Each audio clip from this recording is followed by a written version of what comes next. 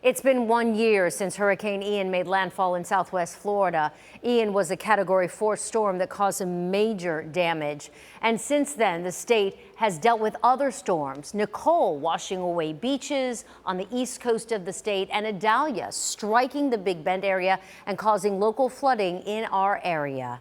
And when it comes to making sure people are better prepared for the next big storm, a team of researchers says it's best to look to nature for guidance. ABC Action News reporter Rochelle Aline and photojournalist Josh Whitston went down to Bonita Springs to learn more.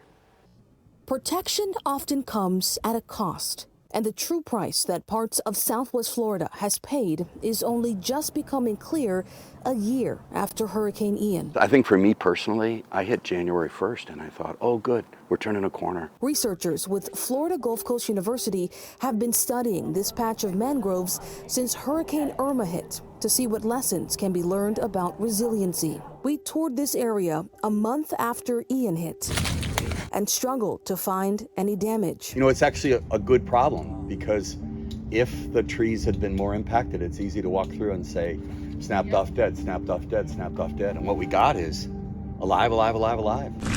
But a quick tour in early August So this tree might be done. showed the beating this ecosystem really took. So this should all be green, Oh my goodness. lively, Yeah.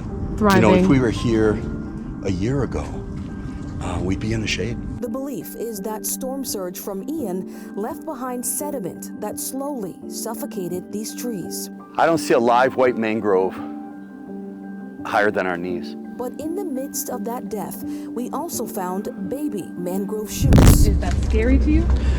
Oh, I mean, it's a pattern, right? It's really hopeful to see that they're there less than our knees, right? But it reminds me of how catastrophic Ian was.